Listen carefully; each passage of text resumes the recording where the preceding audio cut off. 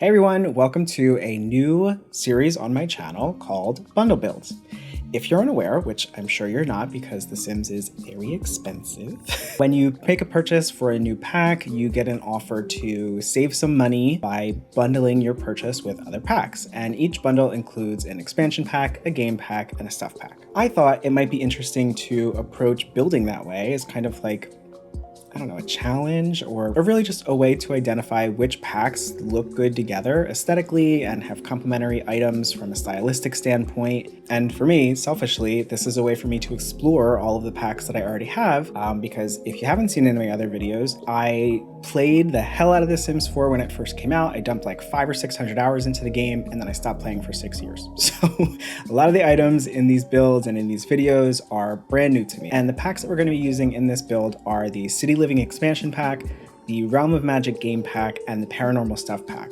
And then there are also a very few items from the Decor to the Max kit, which are pretty inconsequential. So if you're interested in this build and you're not a fan of kits, I get it. It's not really going to make or break the overall build. You should still be able to download this and just make a handful of changes. Let's check out the build we're working on today. If you're familiar with San Myshuno from City Living, you may have visited the gallery in the city center in the art district. I am of the opinion that it leaves a little bit to be desired. So I wanted to make something that was a little bit more interesting, maybe something that offers some storytelling opportunities. And so we have the Museum of Curiosities. So yeah, the exterior of the build uses a lot from Realm of Magic. I really just wanted to keep layering and layering and layering to get something that felt really ornate, really kind of like custom and not like what you would typically see playing while you're playing The Sims, definitely not in an EA build. But yeah, so I wanted to make something that didn't necessarily have a time in history or a specific region that it looked like it was from, or even a specific style of architecture. I just wanted it to feel strange and like something that was kind of cobbled together from a bunch of different reference points. And I just wanted you to feel like as you were walking up to this build, almost like uncertain at whether or not it was safe. Like, how the fuck is this thing standing? You know, that was... And one of my favorite features is the glass roof. So as I was working on this, I kind of got to the end of the decorating portion of the outside and I was looking at the roof. I was like, what even would make sense up here? And then I remembered that we have glass roofs. As soon as I like tried out the glass roof, I was like, oh yes. This build aesthetically was kind of inspired by a museum that is near me called the Guggenheim. It's in New York. It's a massive, like modern contemporary museum that has a super unique shape, which is like this huge spiral that jets up into the sky. And San Myshuno has such a busy backdrop. So I was trying to think of ways to create a building that felt unique and also in stark contrast to everything else that's in the city. Yeah, I ended up with this like really strange kind of octagonal build.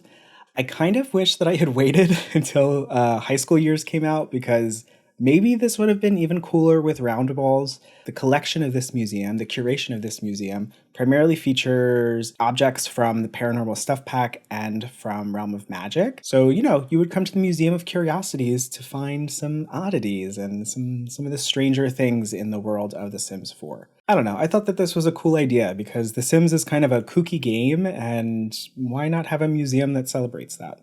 It's fucking hot. It's hot, y'all. I'm sweating. Is anybody else sweating? It's summer here. Oh my gosh. So yeah, right now we're working on the first floor, and what I was trying to do here was really figure out a couple different vignettes of special objects from the packs that would make sense to be featured in a museum. You can see we have 4 primary vignettes, and then there are 3 other little areas. The featured items here are the specters from the Paranormal pack, and then I'm sorry, I don't know these items off the top of my head, but there's this really cool light object that's basically just a floating crystal from the Realm of Magic pack. That's super cool. And then there's also this like spirit chalice that I sized up once to make it look more like a goblet, like a big cup of ghosts. Anyway, it looked cool. It looked cool on a pedestal. So yeah, we're just working on the first floor, and my goal here was to really make it feel like very ornate and very kind of cryptic and eerie and unsettling. And so we're using a lot of different objects, like I'm putting plants and things around some of these exhibits. Another issue that I ran into was, again, I'm not super familiar with these packs, so I put the wand case out from Realm of Magic, and every time I put a wand in there, it kept disappearing. And I couldn't figure out why. If anybody knows why that was happening, please let me know in the comments. That would be very helpful. If you download this in your game, you may have a wand in that case, or you may not. And I think that that just adds to the overall story. So yeah, here is one of the objects that I used from the Decor to the Max kit is the rugs that's on the side there. I think those rugs are so gorgeous. There's so many cool swatches for that. I hope that I can find some other more interesting uses as well. I think the table underneath the wand case is also from Decor to the Max, but that might be from Paranormal Stuff. There's a lot of overlap between the color palettes and the styles of both of those packs, definitely. I feel like they really kind of complement and enhance one another. So that's why I really wanted to use a couple different objects from the Decor to the Max kit. One thing that I was running into, which you may have just seen, was each time platforms are weird in this game. Like, there are just so many strange restrictions with platforms, and like I was just trying to put a carpet on top of the platform underneath this big wardrobe or this big dresser, and it wouldn't go. It just wouldn't go. I don't think I ended up finding a solve for it. And so that's kind of it for the first floor. I do end up adding a little seance table in the middle in case you want to come visit the museum and maybe meet some relatives or something like that. But yeah, now we're going to go up to the second floor, and then this is where I ran into some issues. So I'm very excited that round walls are being added into the game. I'm sure many people are. But here's the thing. The functionality of round walls, as we know, is already in the game with platforms and fences. However, there are a ton of glitches with that. If you saw one of the builds I did recently for the Cheesecake Factory, I will link it here. I used round platforms in there for a bar area, and it caused all of these issues with lighting, the game's lighting engine, when I used spandrels for the rounded corners. And here in this build on the second floor, I really wanted to have these like wild looking hands jutting out of the ground because it's such a cool object and it glows. And I thought that that was a really cool kind of like main exhibit for the museum. And I wanted to put it on this circular platform. And if you saw, it caused all these like weird cracks in the ground. And unfortunately, the only way that I could figure to fix that when I was doing this build was to add rocks around it, which I think adds to the overall story anyway. It feels like, the museum was like built around this weird thing that erupted from the ground. But, in a regular build, maybe not the most convenient solution. I did find out later that if you use a platform trim that has a wider kind of like trim at the top or the bottom, that sometimes can help fix that weird crack that you get in the ground. Because I didn't realize how many issues there were with it until I worked on this build. So I don't know, kind of a bummer. I'm going to do a build for high school years using the rounded walls. It's going to heavily feature them. So we'll see. I'm going to play around with it a little bit more, but definitely a bummer. So anyway, that's the second floor. Aside from that sort of main exhibit, there are also some haunted dolls there and some different statues as well. And one thing that I noticed when I was player testing this was that people that visited the museum would talk to the dolls and then they would also try and take the statues. So I ended up putting them in a glass case. But, depending on how you want to play with this museum, maybe that is more fun. Maybe you want people to come to your museum and talk to dolls and maybe take home a little bit of a souvenir. But yeah, so what I ended up doing, at least for this build as it's on the gallery right now, I put some windows around them so they're in a glass case. It won't interrupt your regular gameplay when you're visiting, but the option's there. And then yeah, now we're just gonna do a couple things on the outside. So you may notice a small little building that I didn't capture in the speed build. There's a small modern like rectangular building at the front. I kind of see this as the lobby, but it's also an artist space.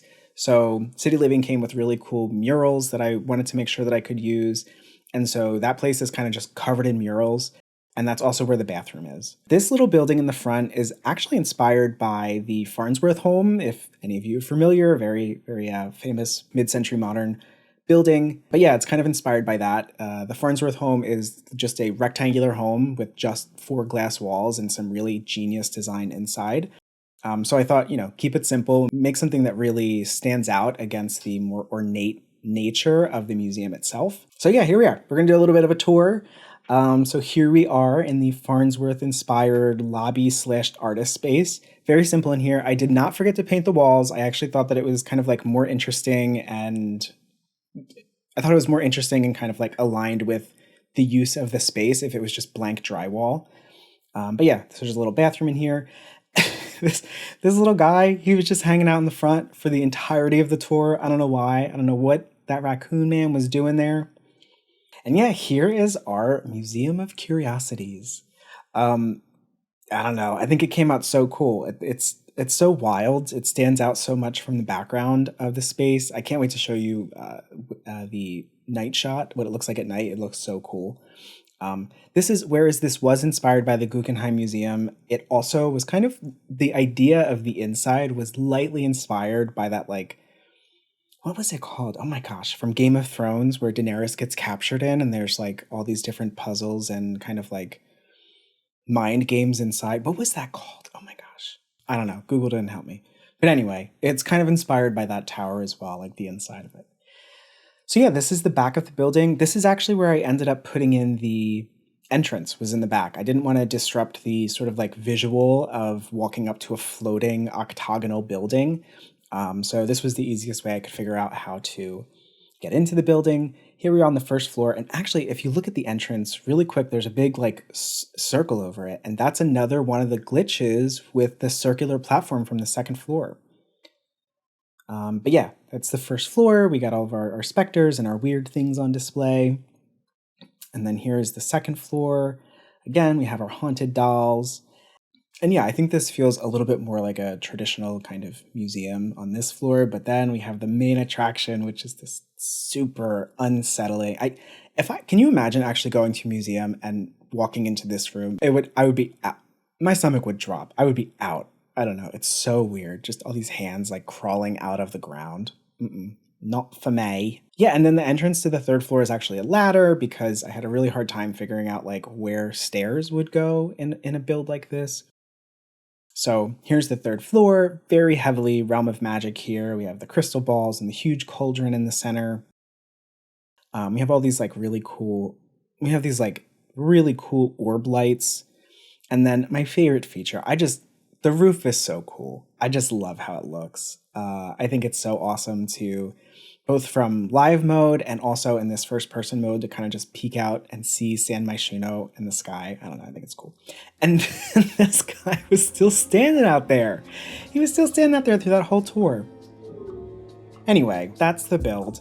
I'm so happy with how this came out. I think it's so cool. And from the map view too, from Manage Worlds, it looks really cool. It just looks so kind of out of place and curious. We're just gonna check out a couple screenshots too. You can see some of the stuff we didn't necessarily hit in that little virtual tour, but we have statues and things like that outside. There's some murals on the ground, and you can see, how this place at night really looks like it glows. So yeah, that's what I got for today. This is my bundle build, including only City Living, Realm of Magic, and Paranormal Stuff, and then a few items from the Decor to the Max kit. But again, totally inconsequential.